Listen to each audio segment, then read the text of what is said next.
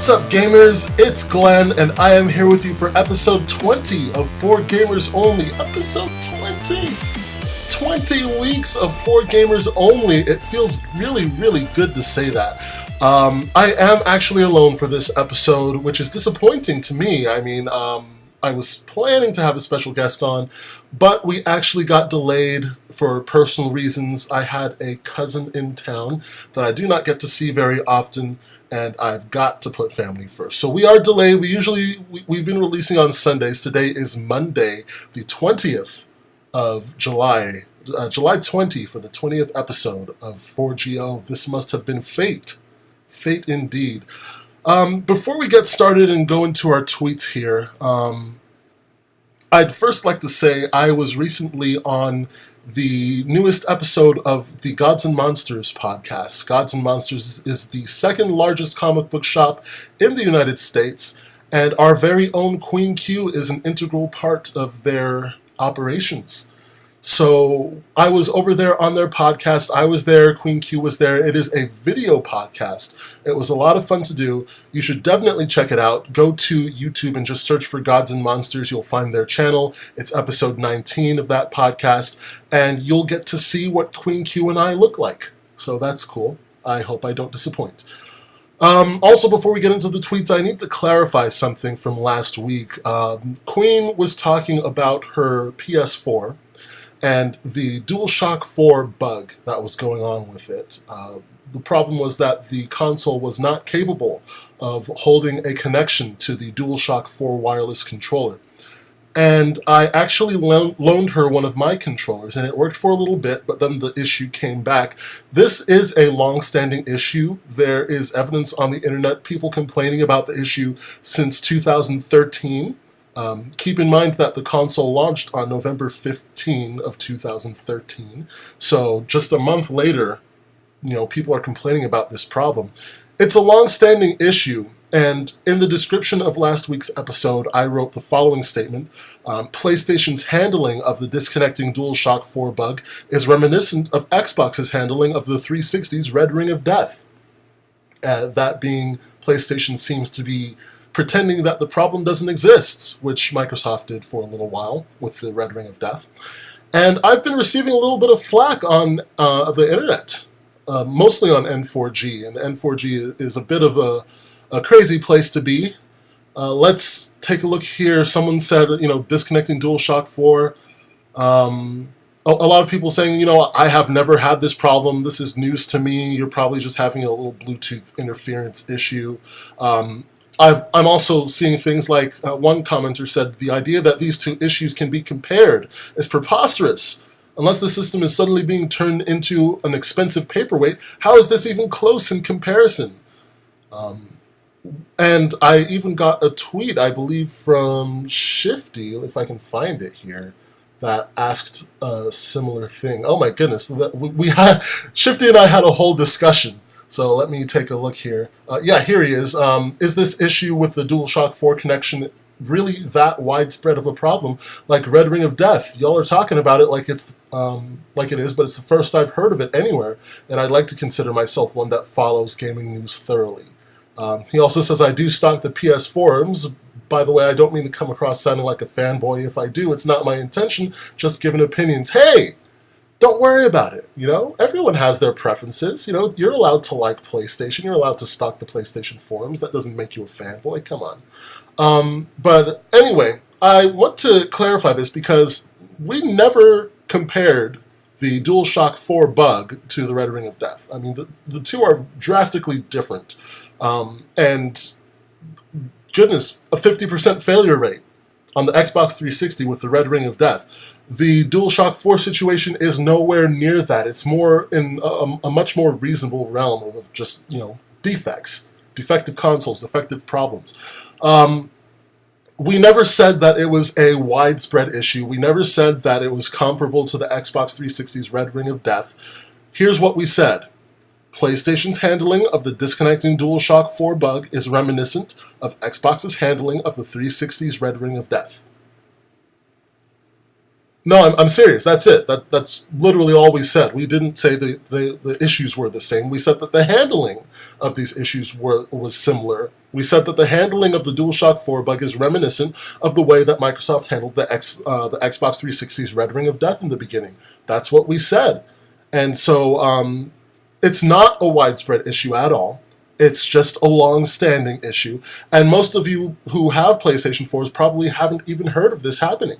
But it does happen, and it's been happening since 2013, since a month or earlier after the console was released. So it is a bug. It is there. If you don't have it, if you've never heard of it, good. Let's keep it that way. And that's all it is. I mean, we're not trying to compare the two, just saying that companies are handling them in unfortunately similar ways. So we just wanted to clarify that. Thank you for tuning in last week to those of you who did, and thank you very much for your comments, both on N4G and otherwise. I think people were kind of out to get me on N4G for a little bit. Oh, here's one guy. He said, I personally had a weird issue with my controllers, but that was after leaving my PS4 in rest mode for a few days. Haven't had any other problems with any of my DS4s personally. I say someone was probably out to get me because N4G was a little buggy when I first posted this episode up there. And someone reported my submission, and I mean, goodness, I could rant about N4G forever, but I'm going to save that for another time. Let's just say, the submission was reported, and I had the opportunity to fix it. And there's a little box you click that says fixed. And when you click that, that's how people know you fixed the problem that you were reported for. And when I clicked fixed, it wasn't doing anything, it was getting an error, but I did fix it, so I posted a comment on my own submission that said I fixed the report, N4G is all buggy for some reason, and clicking fixed leads me to an error page, and I got a disagree vote for that. So apparently someone thought that's not true. Go figure. But there we have it. Let's get into the tweets, guys. We have a few. Now that I've gone and found Shifties, I've lost my place. Here we go. Okay, first of all, at Papa Shuffler, John Harrington, he says SXSW, which I definitely tripped over last week and just now. He says SXSW stands for South by Southwest. We were talking about the conference, the event that Phil Spencer was interviewed at when he was talking about the state of how do I put this? The state of the audience, the state of the consumers, the way about fanboys. He was talking about fanboys. Let's put it that way. He was at South by Southwest when he had that interview. Thank you for your tweet there, John. Appreciate that. South by Southwest. I had no clue. I was about to say SXSW is just really hard. Say that 5 times fast. Like say that 5 times fast. Make an audio file and send it to us, and we'll stick it on the show for next week's. SXSW. I love that. Spark, at the Spark _, he says, I'm old enough to remember... Oh, wait, this started a little earlier. I posted a link to an article that I found talking about the upsides and downsides of gaming. And if you're a gamer, I can feel you rolling your eyes from wherever it is you are, because we've heard these arguments for years and years now about how, yeah, gaming promotes violence and gaming is terrible, gaming leads you to kill people. But on the upside, there's hand-eye coordination. We've heard all of this nonsense and stuff before. I actually tried to open the article just now as I found that tweet, and it's not opening. So there's that. But it was basically just listing some ups and some, as it was saying, some ups and downs of gaming, some positive and negative. Oh, there it goes. Okay, let's go through this properly. Okay, so some upsides to gaming: hand-eye coordination. That's kind of become a cliche for gaming. It kind of makes you tech savvy, which I agree with. You're dealing with technology. There's problem solving, another kind of cliche. But as far as these cliche things go, I mean, they're true cliches. Gaming has definitely been proven to improve your hand-eye coordination and to improve your problem-solving skills, especially depending on which game you play. Downside to video games: too much screen time can lead to obesity. Well, video games are not exactly the only culprit where that is. I mean, look at Game of Thrones. How many people get fat sitting there watching that show? Come on. Too much screen time can lead to obesity, they say. Kids spend on average 6 hours a day looking at TV screens, computer monitors, and handheld devices. The American Academy of Pediatrics recommends limiting screen time to no more than 2 hours a day and encouraging kids to do physical activity during their free time. Yes, I agree. I agree with that statement. However, Video games are not the sole culprit here. Do not attribute that to video games alone, please. Thank you. Video games can desensitize kids to violence. Yes, this is true, so can movies, so can books. Online gaming can expose kids to inappropriate language and messages from other players, even if the game itself isn't violent or inappropriate. I went to Florida SuperCon recently, and I had a good friend with me who is very excited about meeting Vic Mignogna. I know I mispronounced that name, but if you are an anime fan, you know Vic Mignogna. He was the voice of Edward Elric from Full Metal Alchemist, and he is a musician and just an all-around great guy. He's done a lot of voice acting, a lot of different things. She was really psyched about Vic Mignogna, and we had some trouble because he had to cancel his second appearance for that day, and we were told that he might be leaving early for the appearance that we'd showed up for, so we may or may not get to meet him at all. And I laughed because the staff there at Florida SuperCon was just so uninformed about everything. Someone at the front of the line tells you one thing, someone at the back of the line has no clue what that other guy was smoking and tells you something completely different. But basically, the guy told us, yeah, he's going to have to leave in just a little bit. And we're like, well, will we get in line? And he looked and he was basically like, all of you guys are in line. Like, the line was huge. It was very, very, very long. And he just dropped an F-bomb right there. And there was a kid there, a little kid, and we were all like, whoa, dude, there's a kid. And he's like, oh, sorry. The parent, the mother's there, and she's like, oh, it's okay, I swear around him all the time. Online gaming exposes kids to inappropriate language? For crying out loud, parents expose kids to inappropriate language. Come on, these things are weak. These are really, really weak downside to gaming, to video games. Some of this stuff really doesn't have all that much to do with video games. You know, video games are not responsible for you getting fat. You are responsible for you getting fat. Same thing goes for McDonald's. Someone tried to sue McDonald's lately, and I think won because McDonald's made them fat or something. No, McDonald's didn't make you fat. You got your butt over to McDonald's and made it fat. That's what you did. When did McDonald's go and kidnap you from your home, tie you in the back of a store in the kitchen somewhere or in a stockroom, and force McNuggets down your throat until you were 400 pounds? When did McDonald's do that? By the same token, when did video games, when did EA, Activision, Naughty Dog, Sony, Microsoft, Nintendo, what have you, when did they tie you to a chair, stick a console controller or an iPhone or an iPad or a PC control, when did they stick those in your hand and force you to sit there until you were fat? They didn't. It's up to you. So these downsides are really, really lame. The good news is they listed 3 upsides to gaming. So there you go.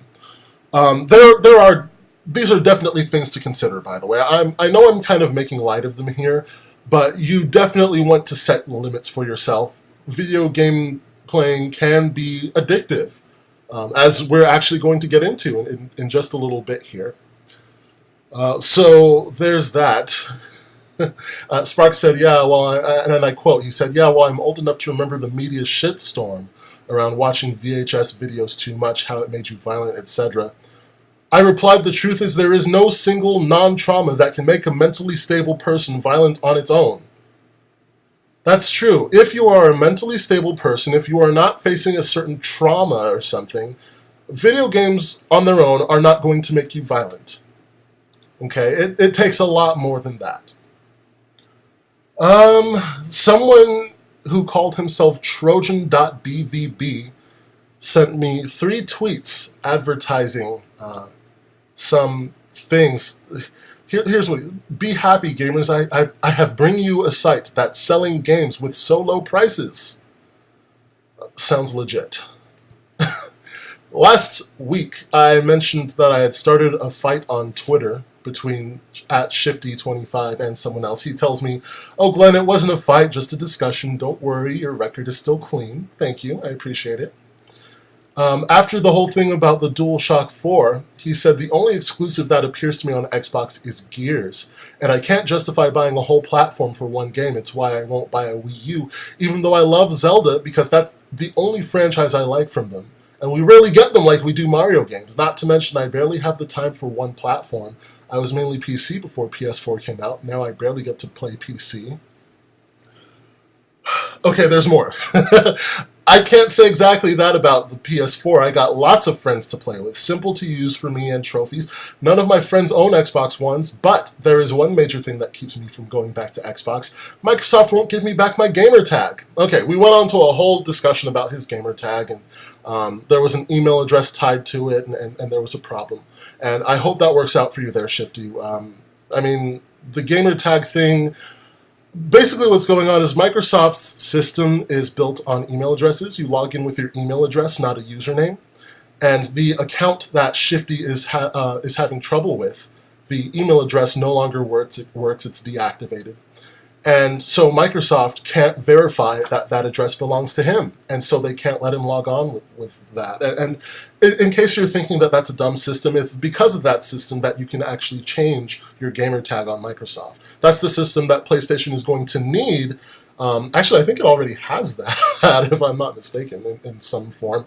But that's the system that PlayStation is going to need to rely on if it wants you to be able to change your username. Either that or it's going to have to give you a second username of some sort. So if you know any way to help Shifty out of that situation, send us a tweet, please, because we want to know, and also send him a tweet at Shifty25.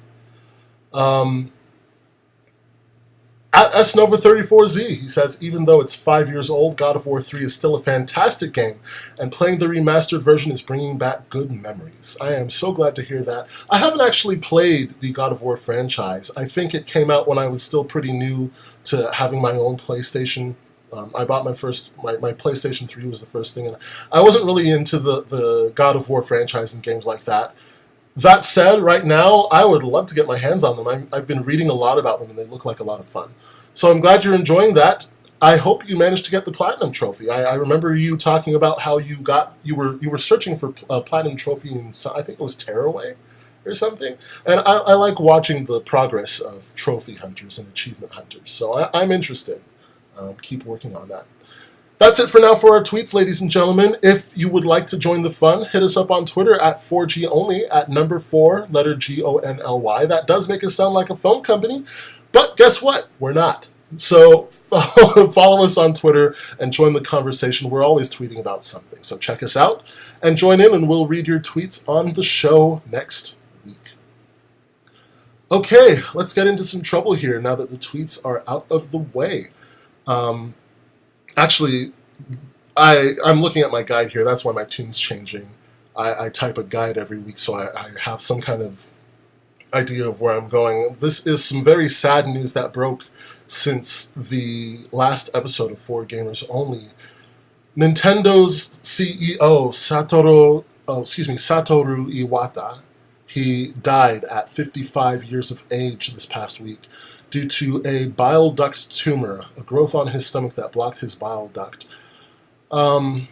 Very sad news. He was definitely... remember how I told you guys I was on the Gods and Monsters podcast? It came up during that podcast, and I was talking about... I mentioned, that's like losing Colonel Sanders for KFC or something like that. I mean, he was one of the faces of Nintendo. Like, when you think Nintendo... At some point, you think Iwata. And when you think Iwata, you think Nintendo. He was just recognizable, and he was the leader. He was their head. He was their... I don't even know how to describe him. I'm tripping over my own words. Anyway, it's just such a sad situation. Nintendo is, of course, going to soldier on. This doesn't mean the death of Nintendo. I've seen a few people posit that. But, I mean, it's a huge company. The death of the CEO, I mean, they've got all sorts of different people who can... well, I wouldn't say all sorts, but they have people who can step up in that situation. So, that's what's going on. Very sad news, and our thoughts are with Nintendo, those who work with him, his family, his friends, and I guess the thing going around on Twitter right now is thank you, Iwata. He has been behind a lot of Nintendo success, and undoubtedly some of its failures. But through all of it, he's been there, and it's going to be strange to have a Nintendo without him going forward. Probably, definitely, even stranger for those who worked with him. Oh man, death sucks. Doesn't it? I mean, death sucks. It sucks to lose all these people. I wonder, though, if he'll get a movie eventually. Steve Jobs is getting a movie.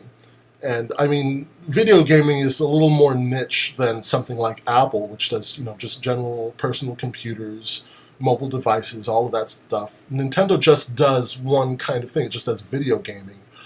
But, I don't know. What would an Iwata movie look like? That would be nice. I mean, not now, but going forward, a few years down the road, I wonder what that would look like. We were talking a little earlier about addiction to video games, about how video games can be addicting. And there was a man who visited Dr. Phil with a addiction to video games problem.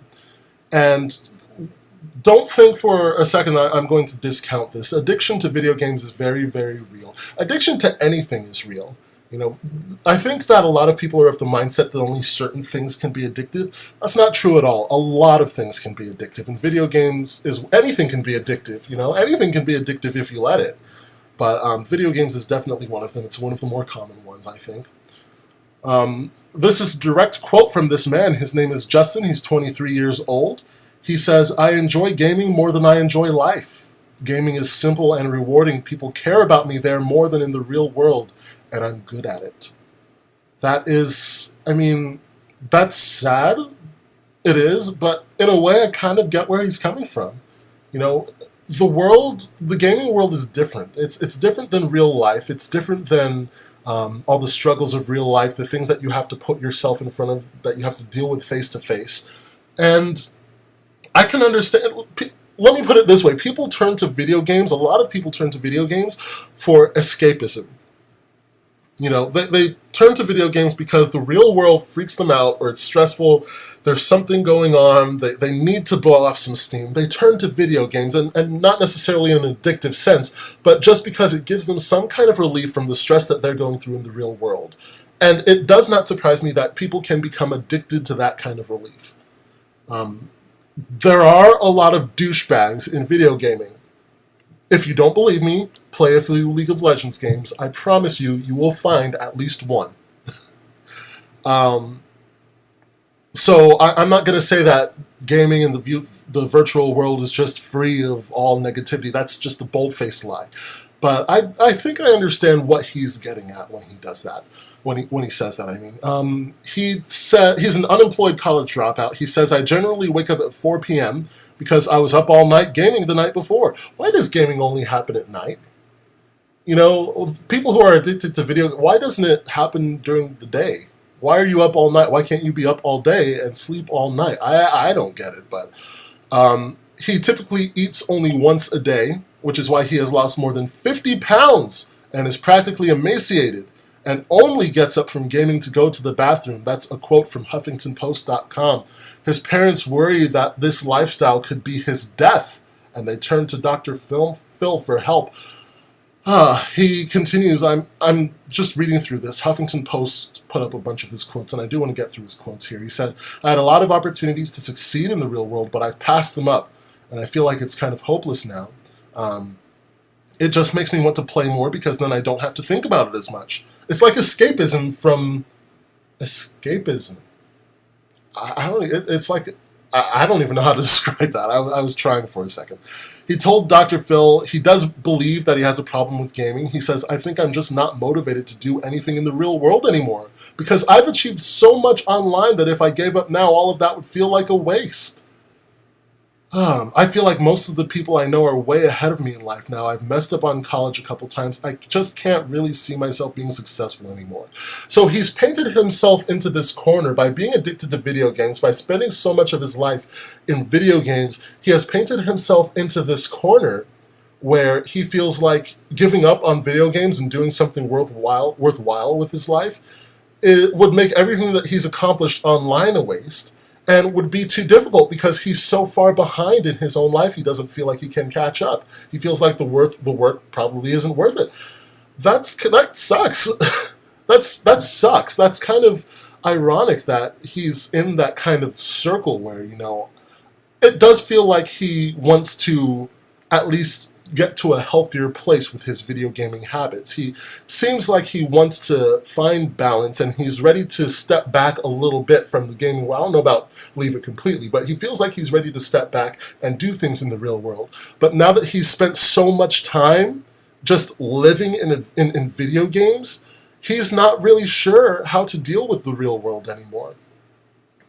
The episode of Dr. Phil, I mean, there's a YouTube video with this segment on it. It's basically called Why Unemployed 23-Year-Old Addicted to Video Games Prefers Virtual World. I think if you just go to YouTube and search Dr. Phil video game addict, you'll find it just as easily.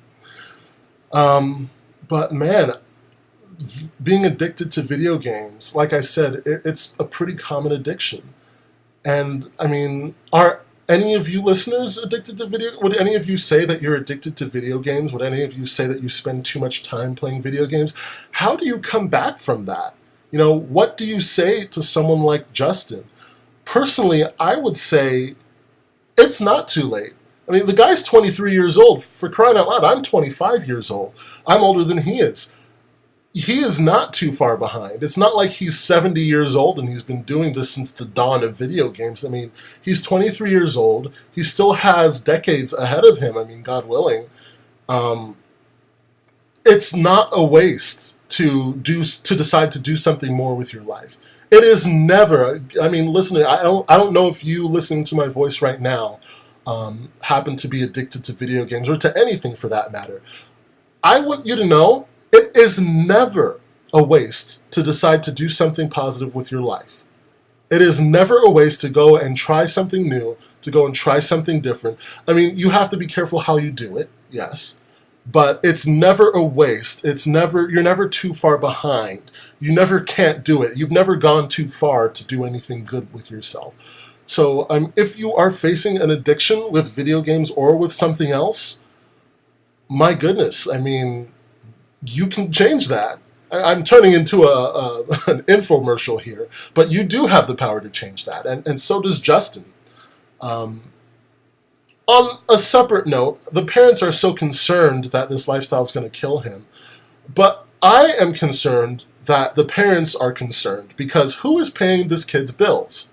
He's 23 years old. He says he only gets up from gaming to go to the bathroom. He wakes up at 4 o'clock in the afternoon because he spent all night gaming. Clearly, this guy has no job. He is not making a penny of income. Who is paying his bills? Who's paying for the food? Who's paying for the electricity? Who's paying for the video games? He's not buying his own video games. Someone's buying them. He doesn't have a job. He doesn't have any income. Who's buying him his video games? Who is enabling this kid? That's what I want to know. I'll answer you. It's the parents. So the parents are concerned that this kid could die from this lifestyle. He's emaciated. He eats once a freaking day. He's lost more than 50 pounds. Stop buying into damn video games. I'm not going to stand here and pretend that I'm in their situation. I might not even have the whole story. But from what I hear, it sounds like the parents are unhappy with the monster that they created. They don't have to sit there and I don't even know if they need Dr. Phil. I mean, I haven't watched the whole segment. I've watched some of it. But, why are you bringing this kid to Dr. Phil? Why are you paying this kid's bills? Why are you enabling him and then standing here, oh my goodness, he's addicted to video games. Whatever will I do? Stop paying his bills. Be a parent. For crying out loud. I love ranting. Ranting's fun. It clears the sinuses. But honestly, I mean, a lot of people, when you give them advice on how to, when you give them any sort of parenting advice, for any reason, they got all offended. Oh, are you trying to tell me how to raise my kids? Yes, I'm telling you how to raise your kids, because something is wrong here. You're doing a crappy job on your own. Someone's got to tell you. And maybe I am not the most qualified person to. I'll grant you that, sure. But if you're going to just do all of this stuff and you're going to make all these mistakes and be unwilling to hear advice from anyone, well, what kind of parent are you going to be? What kind of person are you going to be if you know that something's wrong, but you get all offended the moment anyone tries to offer you any advice. For anything, not just for parenting, you know? So, I mean, anyway, I'm going to move forward here. But check that out on Dr. Phil. It's interesting. I haven't watched the whole thing yet, but from what I've seen so far, it's interesting. And I feel a little weird calling it interesting because it's this kid's life, or lack thereof. I hesitate to make him like an exhibit at the zoo or something. But I'm a gamer, and it's interesting to see what gaming can do if you let it. What this thing that we are all fans of can do to you if you let it. So check that out on YouTube, on the tube. This is a pretty big one. It's actually 2 articles that I found. The first one I found was from Forbes, but it linked back to this one from Engadget. It's talking about the Wii U, and the title of Engadget's article is, quote, "Nintendo was right about the Wii U. We were wrong." And the whole thing is 3 writers, 3 staff members, editors from Engadget. Their names are Jessica Condit. If my thing would let me scroll down. Oh, Shockwave Flash has crashed. Of course it has. That's why nobody uses Flash anymore, for crying out loud. Jessica Condit, she is the senior gaming reporter. Sean Buckley, one of the associate editors. And Joseph Volpe, features editor. There we go. They're talking about why they are Wii U converts and what makes the Wii U so great. I took issue with some of the stuff they said, partly with the assistance of the Forbes article. I think that the author of the Forbes article, his name is Paul Tassi. I think he read a little too far into it, and he pulled some things out of there that I'm not 100% sure are there, but they are still good points, so I'm going to act like they are. Just a disclaimer there. I'm sure, I think that they're there. I might just not be interpreting it the same way. But anyway, they're talking about the Wii U, and I know I'm tripping over my words here. I apologize. I'm just trying to figure out how to proceed, because to me it's such a strange article. It's these 3 people coming together and basically saying, we prejudged the Wii U, you know, it's the thing to hate on the Wii U and Nintendo, when in fact it's actually a great system, and we, the customers, are being unfair to Nintendo by not buying into the Wii U. I think that's the overall focus of the article, and I think you know where my opinion sits with this, but let's go forward anyway. My first issue with this article, but then Sony launched the PlayStation 4, Microsoft launched the Xbox One, and as hype for each rose and fizzled out, the Wii U began to look more promising. When did hype for the PlayStation 4 and the Xbox One fizzle out? That's what I want to... If anything, the Xbox One has gotten more hype. Why? Because it had to. It had very little hype to begin with. It had to gain every ounce of hype that it currently has. And it has quite a fair amount. The PS4 is still the most popular video game console of the 8th generation so far. When did the hype for these things fizzle out? I mean, the PlayStation 4, I feel like the hype for that is kind of on the decline, in a way. But that was the first red flag for me. But it goes on to say, you know, it offered local co-op and competitive experiences, which is true. It's something that the PS4 and Xbox One have kind of stepped away from. Jessica Condit, they separated into 3 different sections. So Jessica Condit says... she illustrates a conversation with someone who doesn't have a Wii U and someone who does and thinks the Wii U is great. And I don't know, maybe you've heard this conversation or had this conversation, I don't know. She says it goes something like this: there's no point in getting a Wii U with the Xbox One and PS4 out now. And then I guess the Wii U owner says, wrong, the Wii U is amazing. But it's so weird. What's with that big controller with the screen in it? It's so fun, and that controller is magical as a handheld device with all the power of a living room console. Plus, the Wii U has Mario Kart 8 and Super Mario 3D World and Kirby and the Rainbow Curse and Bayonetta 2 and Super Smash Bros. And why don't you just come over and play with me? No thanks, I have to finish milking this cow before dinner. Okay. I mean, okay. No, the gamepad does not have all the power of a living room console, not even close. Anything with a rechargeable battery right now does not have all the power of a living room console. Period. I don't care what it is. It does not have all the power of a living room console.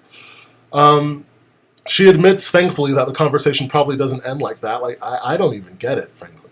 But, I mean, if you're in an area where you have to milk a cow, I don't even know if you'd have a really robust internet connection.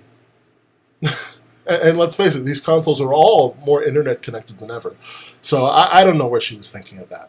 She goes on to talk about how Nintendo excels at capturing the magic of video games, how the franchises are joyful and bright, how the hardware choices appear to make zero sense until you actually get your hands on them. I'll read this part. The industry needs a company like Nintendo. It isn't heavily invested in military-style first-person shooters, which we will talk about shortly. And it oftentimes seems to completely disregard what its competitors are up to, which is true. We at 4GO have said that ourselves.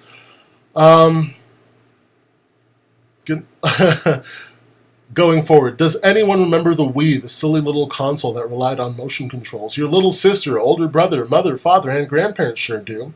Sony, Microsoft, Oculus VR, Valve, and a dozen other hardware companies do. Nintendo's weirdness is often a boon to the creativity of the industry. Here's the problem with that.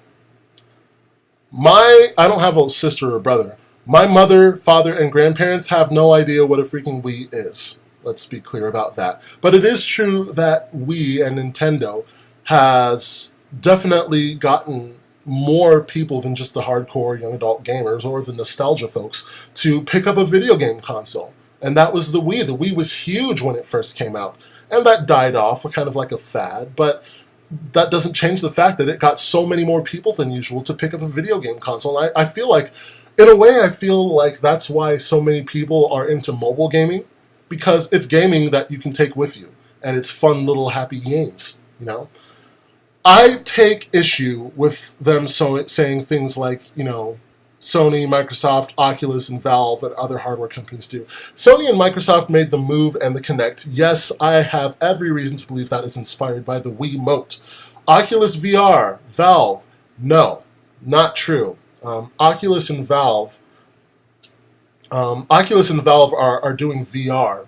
And the reality is that VR was around long before Nintendo ever made a Wiimote. Have you ever watched Family Matters? I mentioned Family Matters on the show before. I think to Queen Q. There was an episode where Steve Urkel had a virtual reality headset on, and he had created some kind of virtual reality experience so he could hit on Laura Winslow. Virtual reality, the concepts, even the device probably, existed back then. That was long before before the original Wii. Nintendo is not responsible for VR. Nintendo's creativity, the creativity they offer to the industry, the motion gaming, the gimmicks. Nintendo's the only company doing the whole dual screen thing, so I'm not even going to touch that. But the thing about motion control, it's dying out. Xbox is trying hard to find reasons for people to have a Kinect. And right now, the only reason that they have is just navigating through menus and stuff. I mean, it's nice in Dragon Age or Inquisition to be able to say, everyone heal, and everyone actually heal. But other than that, I mean, there isn't really a whole lot to do with Kinect, and there isn't really a whole lot to do with PlayStation Move. I think they're trying to find a purpose for it with Project Morpheus. I don't even know if that's still on the table, but with the PlayStation Move, that is. But Nintendo, everything that Nintendo's inspired so far seems to be dying out. That's my point. So to say that it's a boon to the creativity of the industry, yes, but it hasn't gone anywhere. And I think it could have. I think it definitely could have if it had been marketed properly, but it didn't. So that is a problem. Sean Buckley, he's talking about how I have a big problem with Sean Buckley because he talks in the first paragraph he wrote as, he says that he admits that Nintendo has made mistakes. And he says that Nintendo creates a new device and he always, throws out that idea. He's always like, oh, this is going to suck. And then he gets his hands on it and he loves it. So, Here's the quote. When the Wii U launched, I threw those instincts out. I indoctrinated myself as one of the Nintendo faithful, come hell or high water. And so far, I have no regrets. Why would you do that?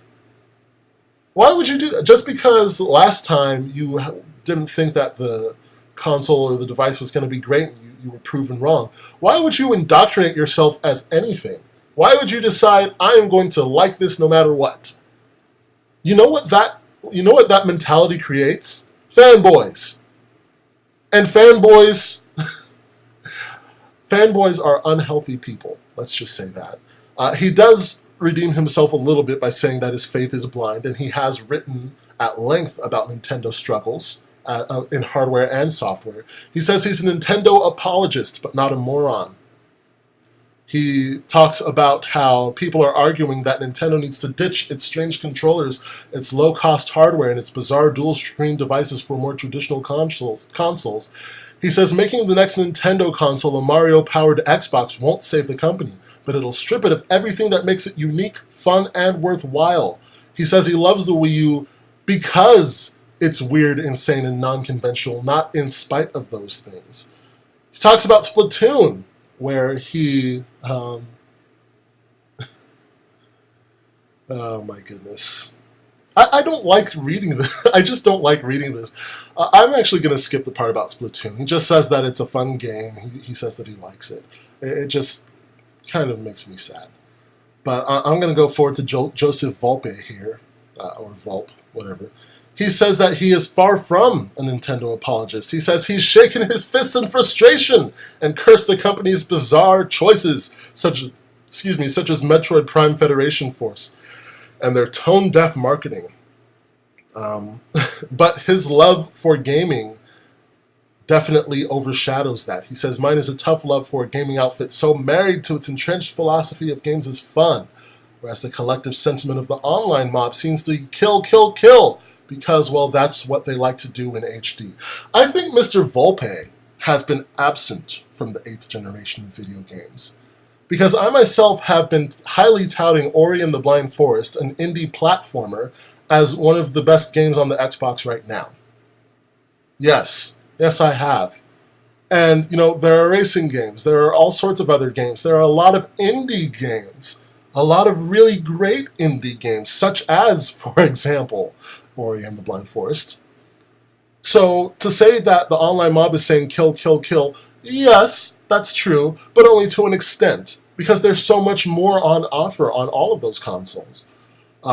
He says, has anyone ever stopped to wonder why the loudest voices in gaming are lusting over Nintendo's supposed death rattle? Why are we so angrily shouting for the end days of a company that staunchly refused to abandon its pursuit of innovation and experiences that provoke childlike wonderment? Is it because we're actively trying to murder our childhoods? Has Nintendo become the blankie we're all afraid to admit we hugged tightly before going to sleep at night? He says this is a company that saved gaming from Atari's notorious blunders, kicked off a home entertainment revolution, cemented a multi-billion-dollar industry, and carved out a reputation for itself as gaming's preeminent content maker. This is a company we all invariably have some fond memory of, be it your first experience with whatever reinvention of Mario or Zelda or Pikmin or Metroid or Kirby or Donkey Kong or Mario Kart or Super Smash Bros. This is a company that bucked the trend of high-octane, it only does everything silicon horsepower for decidedly underpowered, meek and quirky hardware at a lower cost, and kicked off yet another gameplay revolution. This is a company that got your grandparents to bowl in their living rooms. This is a company that used Muppets in its recent E3 digital presentation. Muppets! If that's a long list of sins against gaming, then I guess we have different interpretations of wrongdoing. Locking down a console that's not connected to the internet, or telling prospective gamers to pick up a second job to finance a console, seem like more egregious corporate infractions, but hey, that's just me. You vote with your dollars, and the message has been made abundantly clear. Nintendo must die. He wrote all of that. Let me start by saying I freaking hate the Muppets. So I am not impressed by Nintendo using Muppets in the E3 digital presentation. The Muppets have Miley Cyrus syndrome as far as I'm concerned. I see them freaking everywhere. I see them in commercials. I see them on WWE. Why are Muppets hosting a wrestling show? What the heck? Why? I am tired of the Muppets and Miss Piggy. I freaking hate Miss Piggy. She is annoying. So let me just get that out of the way. I do not like the Muppets, ladies and gentlemen, in case you cannot tell. Now that that's out of the way.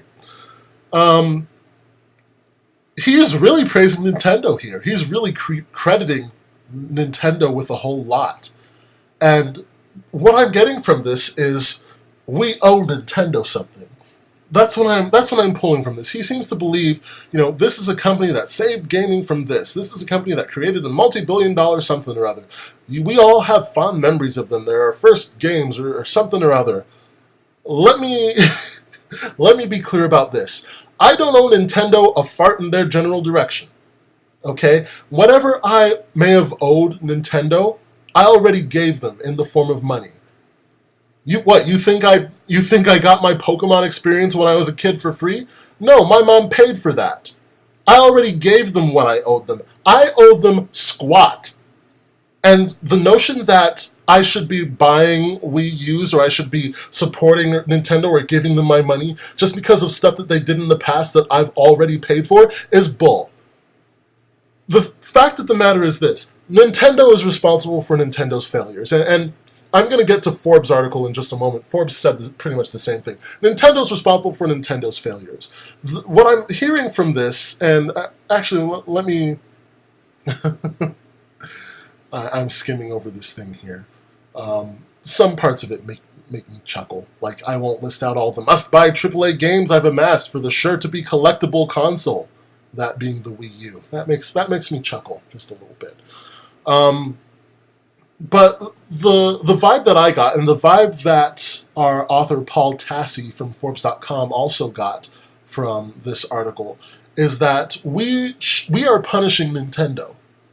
It's that we are unfairly telling Nintendo that it needs to die. He says we vote with our money, and we are telling Nintendo that it needs to die.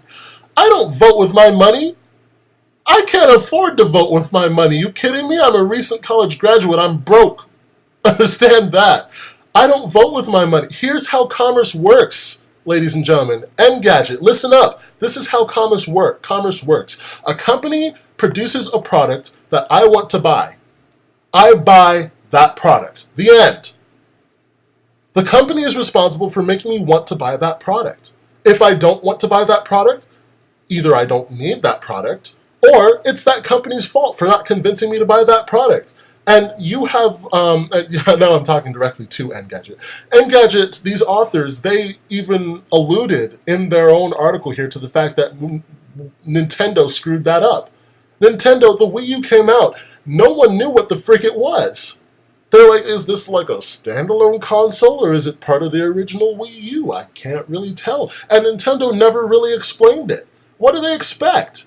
I don't owe Nintendo anything. If Nintendo was having trouble with its sales, that's because Nintendo didn't sell the console right. That's not my fault. If Nintendo wants to survive, if Nintendo wants to be around, then Nintendo needs to do the work and do the work properly. And the fact of the matter is, Nintendo absolutely sucked at selling the Wii U. You can say whatever you want about its franchises. I agree. Its franchises are probably some of the most valuable, no, they're not even probably, they are the most valuable franchises in the video game industry. And Forbes.com, Paul Tassi, he said that himself. But that doesn't change the fact that the Wii U hardware is definitely a mess. He was talking about, I skipped over that part about the video game. He was talking about the fact that there was a game he played on the Wii U, not Tassi, one of the authors here. There was a game he played that he gave up on after 30 minutes out of frustration.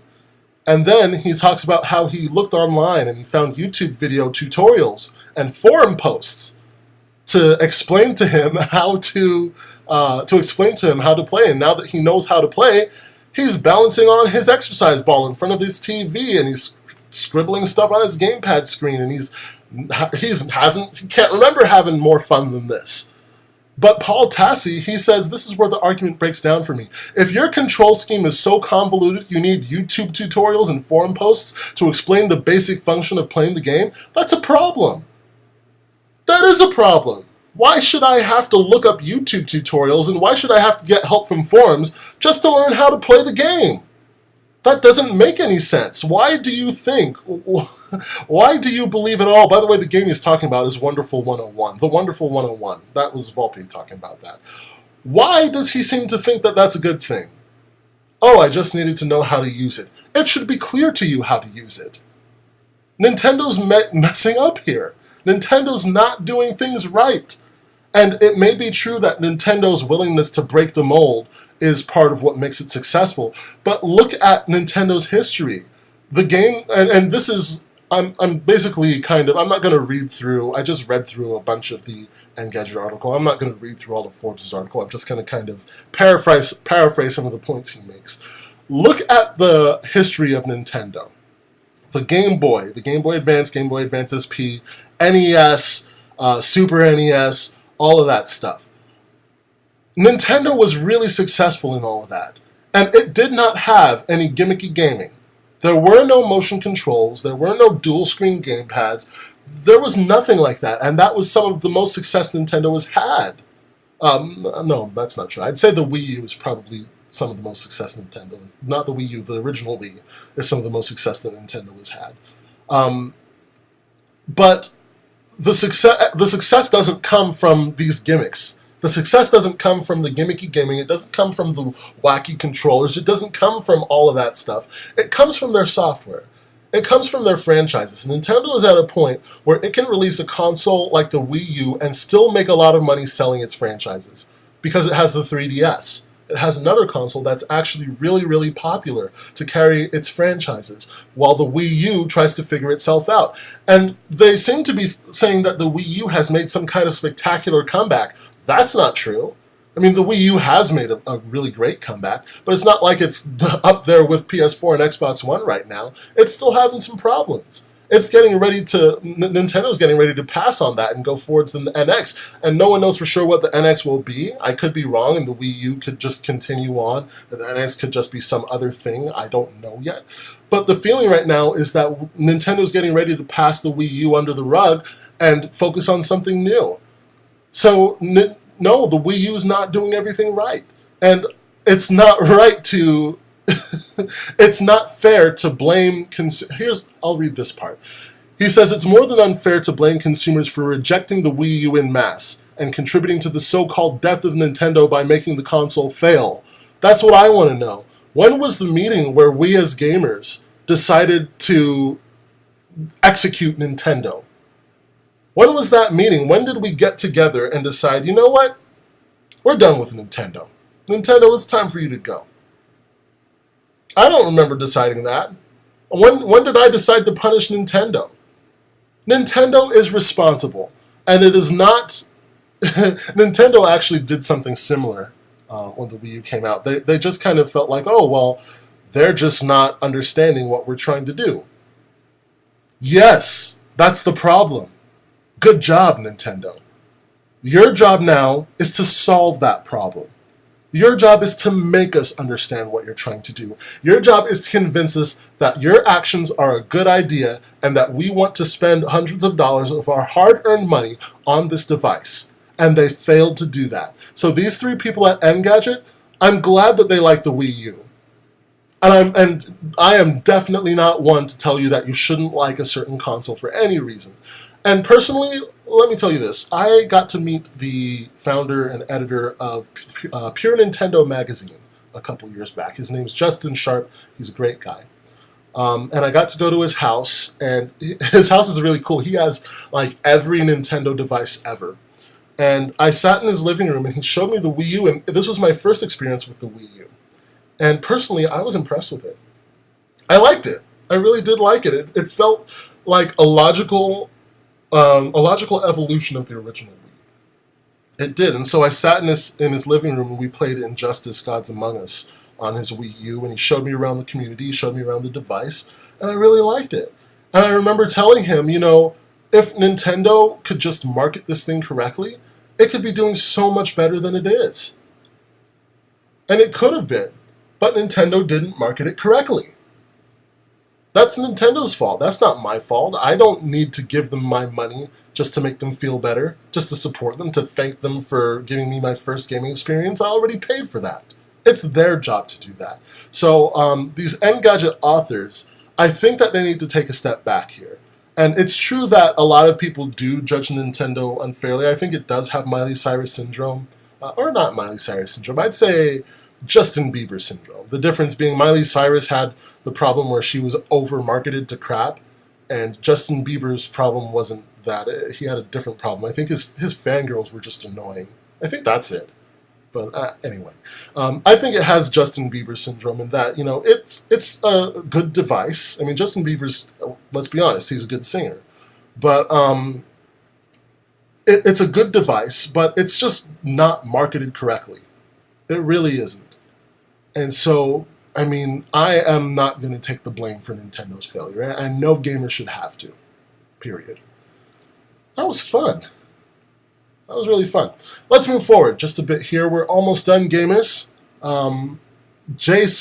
Scott Brown from Only SP, Only Single Player. OSP, if you haven't heard of it, it's just a little website talking about single-player games, and if I'm not mistaken, only single-player games. He reveals to us that stories in modern military shooters need to be more diverse. My response? Really? I had no idea. Like, I mean, it's a shooter. What do you expect? Like, these military shooters, they come out. The whole point of them is the multiplayer. They get lazy with the story. They're just like, oh, let's have the story. Titanfall came out. It didn't even have a single player. It didn't even have a single player story. And he makes this, J. Scott Brown, he made this video, or actually I should say he narrated this video, talking about the stories in all these military shooters such as Call of Duty, Battlefield, and he talks about how the stories are all kind of similar. They all have their tropes, same old thing over and over again. Really, J. Scott Brown, why are you surprised? Why are you surprised? I said before, it's difficult to impress me with the shooter because the term shooter is just so specific. It's not like you have a bunch of different things you can do with it. It's a shooter. The whole point of a shooter is, I guess we're talking about first-person shooters mostly, I think. So the whole idea is you have a gun and you shoot people. That's it. And you can get different guns, but for the most part, a lot of them amount to the same kind of thing. And, you have grenades, you have different tools around you, and you have different maps. Even the different types of games are the same. You have team deathmatch, you have capture the flag. I mean, there's not a whole lot of variety where shooters are concerned. And story is probably the least of a developer's concerns when it comes to shooters. The whole concern with shooters is how do I make this shooter any different from the massive shooters that are already out there and pretty much identical to each other? How do I make this different? And their focus is the multiplayer. To say that the shooters need to be more diverse, yeah, you think? I'd love to see a shooter with a better story, with a great single-player environment as well as a great multiplayer environment. I would love to see that. I'd love to see more of that. However, I mean, it's just not going to happen right now. I'd love to see it. Actually, let me take that back, because you never know. Gamescom's coming up soon. Maybe we'll get a surprise, But to say that modern military shooters need to be more diverse, yes, they do. They do, and it is glaringly obvious. But the focus right now is on the multiplayer and making these shooters stand out, because that's something that's extremely difficult to do. Business Etc. launched an article that said, PSN versus Xbox Live, why Sony Corp needs to improve its underwhelming online service. I don't know why they put the PSN versus Xbox Live in there. That kind of gave it the illusion. That really gives you the illusion that it's going to be like a fair comparison, when it really isn't. The whole point of this seems to be, Sony's PlayStation Network needs to be improved. And first of all, I will grant them that. Yes, it does. There are things that Microsoft just does better with its online network, and that's because Microsoft has prioritized online gaming and online community from the beginning. And Sony, in the meantime, has prioritized the franchises, prioritized the games themselves. And, I mean, we can sit here and debate over which one was better. I think the combination of both in the industry right now is a nice thing. But they list as a problem that Sony followed Microsoft's footsteps to make a mark in online gaming. It says Microsoft, I'll read the whole thing. Microsoft's rival, Sony Corp, on the other hand, has had numerous problems in delivering a stellar online experience. For starters, Sony followed Microsoft's footsteps to make a mark in online gaming. I mean, okay, why is that a problem? The whole way technology works, and I see this in fanboy arguments too, it's probably the number one thing I see. A conference will go by and a system will announce something, and a little while later another system will have a similar feature, and people freak out, and they're like, oh no, they copied. This system copied that system. Apple copied Android. Android copied Apple. I mean, here's the thing about technology, and I've said this before. Technology starts somewhere, and then it goes somewhere. That's just how it works. Imagine if this quote copying thing didn't exist. There would only be one brand of flat screen TV out there. Because, say Samsung first made the flat screen TV. I don't think they did, but just for the purpose of this example, let's say Samsung made the first flat screen TV. There would not be a Sony flat screen. There would not be a Vizio flat screen. There would not be a Panasonic flat screen. There would not be a Sharp flat screen. There would only be a Samsung flat screen, which is pretty much the definition of a monopolized market. So this whole thing about copying, what if there was only one company that made cars? No other company made cars because people would freak out and say they were copying. Technology starts somewhere, but then it has to go somewhere. It has to get those other perspectives on it because who knows, another company might come and do it better. There would be no Android. Apple made the first modern smartphone, the first flat touchscreen smartphone. Android phones would not exist. It would only be Apple phones. So be thankful that there's copying. Copying means competition. And competition means a better experience for consumers. So let's drop this whole dumb copying thing, okay? Talks about how PS4 owners filed a petition which involved a demand from fans for a better online experience. Many PS4 owners have reported long download times in a bill. Okay, the long download times, PS4 owners, if you're reporting long download times, you don't know how good you have it. It will take an Xbox One like 4 hours to install a 2 gigabyte game. Don't complain about what you have, okay? PS4, the PlayStation Network downloads and installs games much faster than Xbox Live does, and I'm not sure exactly why, but right now that's just how it is. Xbox One, it says, on the other hand, works smooth most of the time thanks to its dedicated servers, which ensure the best possible gaming experience. Sure, Xbox Live has gone down from time to time, but that has mainly been due to hacker attacks. I find this ironic, because a little while earlier, I should say, it says Sony faced some nightmares along the journey, most notably its month-long inactivity due to PSN being hacked. A hacker attack. It's like, hey, the hacker thing was a nightmare. Sure, Xbox Live has had hacker attacks. Do you hear the difference? It's like, yeah, Sony got hacked. That sucks. Microsoft got hacked. Whatever. I guess I can't expect less from a site that I've never heard of called Business, etc. That said, I do believe that there is validity in their claim that PlayStation Network needs to be improved. Like I said, Microsoft's been in the game with this online gaming thing for a long time, no pun intended.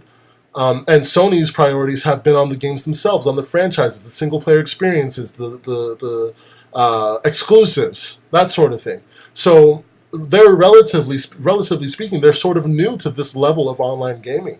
And so there are problems, and there are things that they need to do better. I have said before, I definitely prefer the way Xbox's online community works compared to PlayStation's. It's just made so much better. It really is. And Sony's improvements do need to happen. There's a group out there devoted to tweeting #BetterPSN. However, I think that you need to be careful because Sony's doing a lot more right now than it has been. And so that means when it comes out, it's not going to be 100% perfect. It just won't be. That's something that's going to have to improve over time because with the PlayStation 3, it was very simple. If you're not, it's free. There was no if anything. I don't know what I'm talking. I think I'm thinking of the PS4. It was free. And you could pay for PSN and get some free games now and then. But other than that, it was just free. Simply free. And there wasn't a whole lot to it. It's just like, here, have some free internet connection while we focus on the games. Whereas Microsoft was like, okay, pay for your internet connection. And I think that gave them an advantage because it gave them the funds and it gave them the power to build up to what they have right now. They do have a whole lot of servers. They do have a lot going for their network right now. Whereas Sony is still, it's getting there, but it's not there yet. I think that right now, the idea that we need to encourage Sony is correct. I think that the whole thing about better PSN, keeping people aware of it, keeping people talking about it, is going to do something spectacular, and that is keep it on Sony's list of priorities. People are talking about this, people want this, Sony's going to take a look and see what they can do. I mean, they'd be stupid not to. I think it starts with allowing us to change our usernames. That's one thing that bugs me about video games, about video gaming on the PlayStation 4, because I do not like my current PlayStation 4 username at all. Whereas I love my Xbox One one. This is my first Xbox One, and I can still change my name to whatever I want to for a fee. I think that Sony needs to start with something like that, something to tide people over. Need to make the network more reliable, need to minimize downtime, need to do all of this stuff. Just need to make it more robust. That's what they need to do. So it is right of both business, etc., I suppose. They didn't do it in so many words. And this Twitter group talking about better PSN. It's right to encourage PlayStation in this matter to fix its network. I'm not saying it's broken. I think right now it's better than it ever has been as far as features go and as far as what it's doing goes, as far as what it's handling goes. But at the same time, we need to make sure that Sony is prioritizing it. And when I say we need to make sure, I guess I'm giving the illusion that we have some control over that. But the fact is that we do. If we're talking about it and we're saying we want it, as I said, Sony is going to hear that and hopefully prioritize it in the future. So we'll see what's going on. Sony as a company is not in a fantastic position. However, with PlayStation as the success as it is, it's getting better. So there is hope. So I think that right now the game is patience, and we just need to wait and see what Sony does. So I'm tired of talking. I've been talking for about an hour and 8 minutes so far. And so I'm going to wrap up this episode of 4Gamers Only, episode 20. Next week, Queen Q will be here, I think, I hope. And I'm going to see about our guest. I'd really like to get our guest on. I've been looking for other guests as well. If you know anyone who might like to be on the show, send them my way. Just find us on Twitter or send us an email.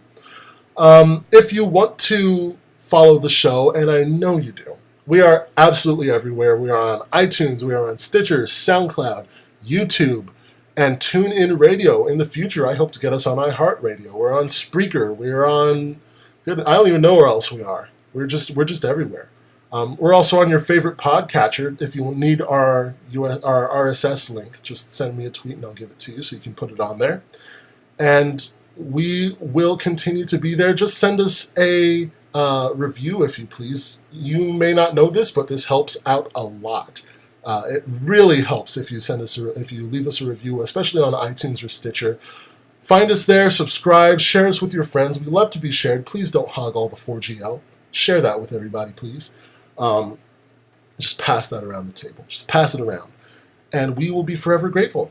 If you would like to support the show, we are on Patreon. If you don't know what Patreon is, it is kind of like Kickstarter, but it's for smaller things that need more continuous funding, like ours. Doesn't do large lump sums, just little subscription-based things. You can pledge any amount you want. You can pledge 25 cents an episode if you want. And you are billed only once a month. You can set the maximum you're billed. You can cancel the pledge at any time. You have a whole lot of control where Patreon is concerned. So check that out. Patreon.com/4GO. We also have a PayPal, which is also our general email address, 4GOcast@gmail.com. If donating money is not your thing, please consider leaving us a review. Like I said, that is extremely, extremely, extremely helpful. Music, guys, our music this week is not from OC Remix. As I said, we are trying to phase using OC Remix out because we've been asking people for money. Our intro may sound familiar to you. That is because it is from one of my favorite anime. It is a remix of the main fairy tale theme by DJ Joe, who recently agreed to allow us to use his music. Thank you very much, sir. The song is available for free on his SoundCloud, which is soundcloud.com/DJ-Joe music channel, JL. Or if you just type DJ Joe in SoundCloud search, you will find him. Scroll down, you'll find the fairy tale main theme. Be sure to leave comments, follow this guy. He is amazingly talented, and he also has some albums out. So thank you, DJ Joe, for allowing us to use your sweet, sweet tunes on our lovely little show. The outro, which you're going to hear in just a moment, is by Zircon. It is called Across the Ocean. It's part of his Getaway EP, which is currently available for at least $5 on Bandcamp, iTunes, and Overclocked Records. I say at least because you can choose to add more if you just like to support this artist, and you should. He is a fantastic artist, and he is also one of the founders of Overclocked Records, I should say. So check this guy out, Zircon. He's on Bandcamp, iTunes, I think he's on Amazon, he's everywhere. Check him out. You're going to hear his song Across the Ocean very shortly. Guys, please stay tuned. The Patreon thing is coming out along with this episode. I have recorded it. I just haven't published it because this week has been crazy. So expect it with this episode. You'll hear a little bit about Patreon and why we chose the by episode thing. We're putting this out because we are considering changing it if it is more convenient for those who would like to support us to do so, to do things that way. So look for that this week. It'll be out very shortly. Until then, hey guys, that's it. Episode 20 is in the books, and I did it all by myself. Yeah.